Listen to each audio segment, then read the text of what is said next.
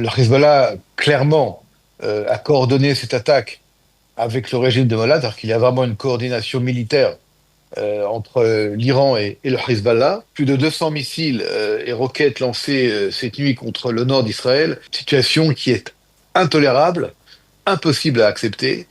Et encore une fois, les Israéliens comprennent très bien que il faut faire ici un grand coup au Hezbollah. Nous avons le plaisir d'être en ligne avec le colonel Olivier Rafovitz. Olivier, bonjour, Boker Tov. Boker Or, Daniel. Merci d'être avec nous ce matin. On a bien besoin de votre éclairage pour essayer de comprendre ce qui s'est passé, on va dire, depuis le début de la soirée d'hier. On a le sentiment qu'un palier a été franchi, on va dire, dans l'intensité des bombardements de l'armée israélienne, à la fois contre les cibles du Hezbollah au Liban et contre les cibles en Iran. 12 jours de guerre, comme vous le savez, la campagne conjointe américaine et israélienne continue selon un plan précis, détaillé et suivi contre les objectifs militaires et du régime en Iran. Mais ce qui s'est passé depuis hier, en fait, et là vous avez raison de le dire, c'est une aggravation sensible de la situation au nord d'Israël, parce que le Hezbollah, qui était rentré dans la guerre 2 jours après le début, en soutenant l'Iran, Téhéran, au détriment du Liban, a accéléré hier les attaques. Plus de 200 roquettes, 200 missiles ont été tirés depuis hier soir par le Hezbollah à la frontière israélienne du nord, mais également qui ont touché le centre du pays, dont des missiles de longue portée.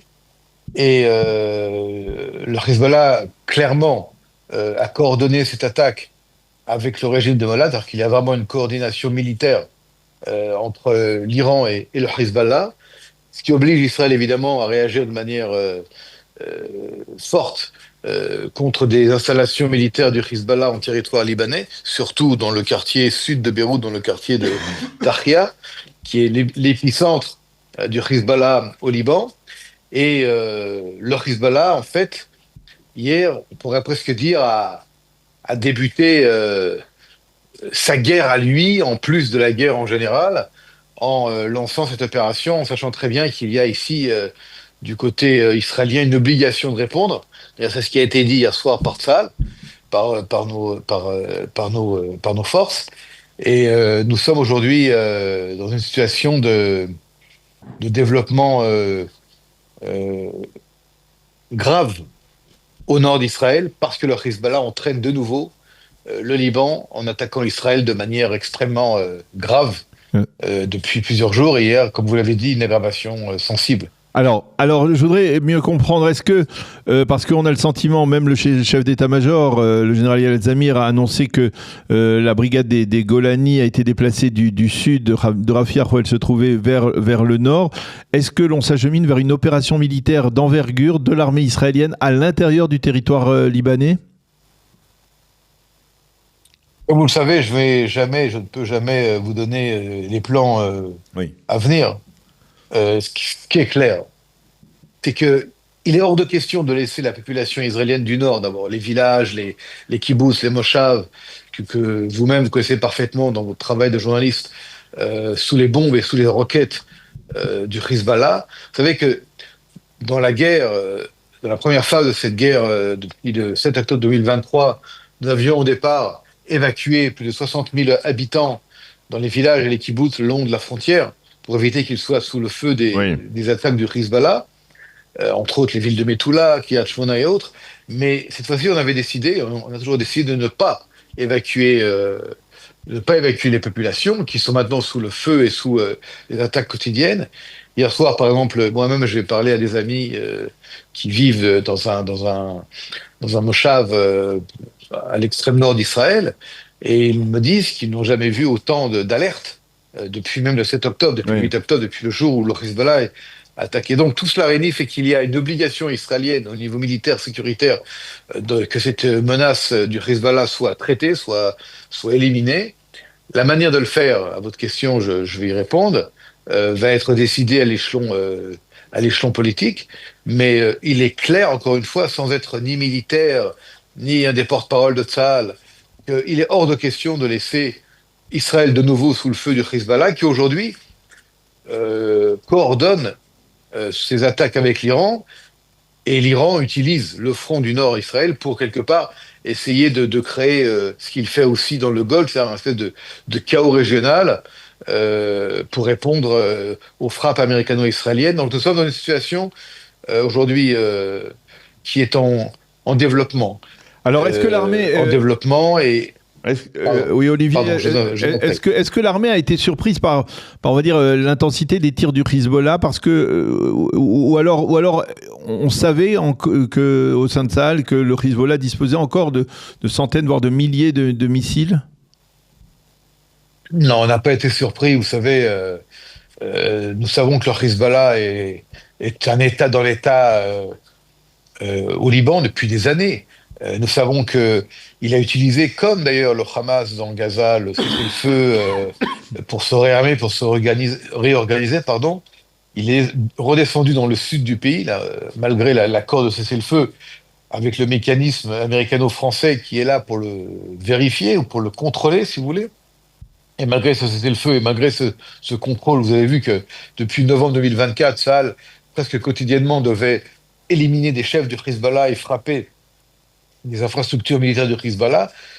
Tout cela réuni fait que malgré cela, et parce qu'il y avait un cessez-le-feu, le Hezbollah de nouveau s'est réarmé, s'est réorganisé, a joué parfois presque, je dirais, le mort, entre guillemets, pour faire croire qu'il était très affaibli. Mais tout ça, nous avons suivi, nous étions absolument, nous sommes toujours d'ailleurs, dans une situation de vérification de ce qui se passe au Liban. C'est un pays que nous connaissons bien au niveau du renseignement.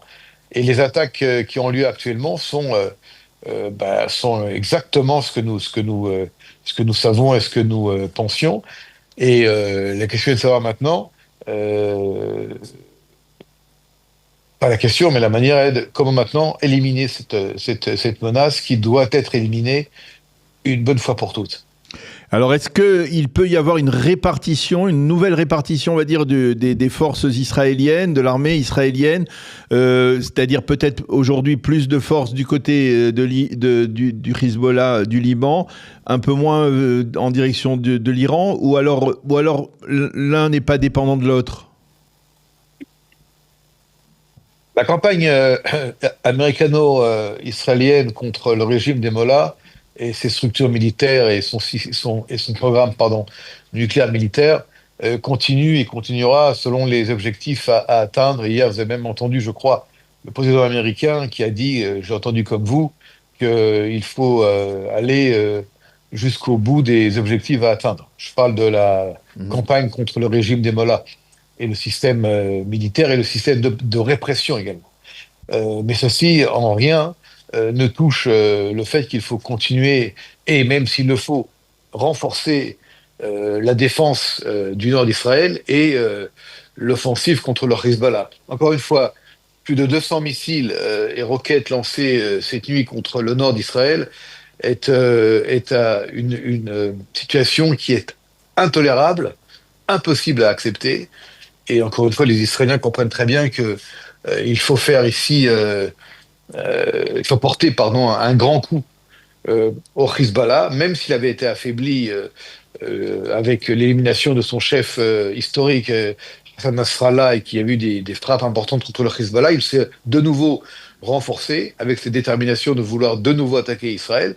Et il ne faut pas non plus exclure que le Hezbollah, en se renforçant et en descendant, ou en faisant descendre des forces de Radouane, qui sont ces forces d'élite, entre guillemets, dans le sud du pays, même au sud du Litanie, pourrait aussi essayer de créer des plichas, comment dire, des entrées, des infiltrations, excusez-moi, de forces en territoire israélien. Nous avons affaire à une organisation qui est en fait, c'est l'Iran au sein du Liban. Oui. Donc ceux qui disent, et on entend, nous aimons le Liban, nous voulons un Liban tranquille, nous aussi nous voulons un Liban tranquille, nous aussi nous aimons le Liban, mais nous aimons le Liban sans le Hezbollah. Donc il faut à un moment donné que quelque chose se passe pour que le Hezbollah disparaisse, pas seulement de la scène libanaise, mais disparaisse en tant que force menaçante contre Israël, menaçant les intérêts du Liban, et c'est en fait c'est l'Iran qui occupe le Liban de facto par les actions militaires du Hezbollah qui sont, pour ce qui est de l'armée libanaise, des actions qui sont impossibles à l'armée libanaise à soutenir et à empêcher. Alors, donc cette impuissance de l'armée libanaise, excusez-moi, et du gouvernement libanais ne peut pas être seulement soutenue par des mots en disant les choses iront mieux, tout ira bien. Non, impossible. Israël ne peut pas, en tant qu'État souverain, continuer à être attaqué, et il faut que les pays qui regardent vers cette région-là comprennent qu'il y a ici un problème majeur qui ne peut pas continuer encore et encore. C'est pas possible. Alors une dernière question, Olivier, parce que vous êtes un porte-parole expérimenté, vous étiez déjà porte-parole au moment du retrait de l'armée israélienne du sud Liban en 2000. Quelle différence il pourrait y avoir entre la zone de sécurité qui existait jusque-là, jusqu'à cette époque-là, jusqu'en mai 2000, et la zone de sécurité qui pourrait se former maintenant à la suite de la confrontation avec le Hezbollah? En 2 minutes. Pour l'instant, on ne parle pas. Pour l'instant, on ne parle pas de zone de sécurité en aucun cas.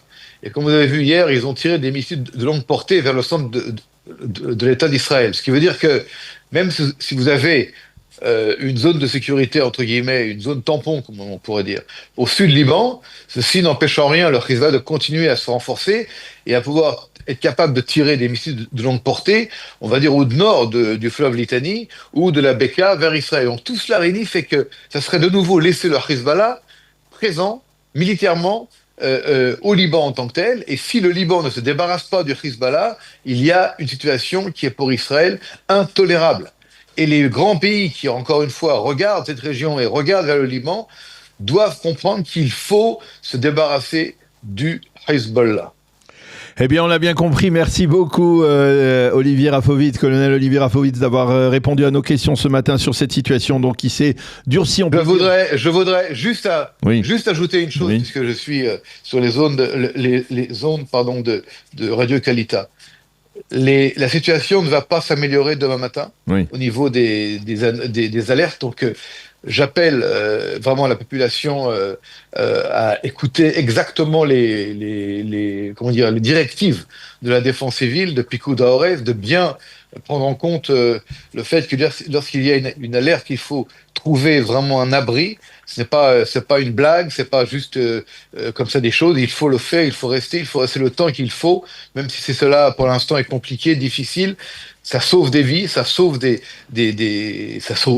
vies. Donc vraiment, mes amis, ceux qui écoutent la radio actuellement et qui m'entendent, je vous appelle, je vous demande, respectez les directives sécuritaires. C'est pour votre sécurité à vous, ça sauve des vies. Et il va falloir un certain temps être fort, être résilient, et surtout faire confiance à Tsahal et faire confiance à notre pays face à ces menaces que nous devons, dans tous les cas de figure, traiter, mais nous pouvons les traiter seulement si la population civile est sécurisée et est protégée. Merci beaucoup encore une fois, colonel Olivier Rafovitz, d'avoir été avec nous ce matin. Bonne journée.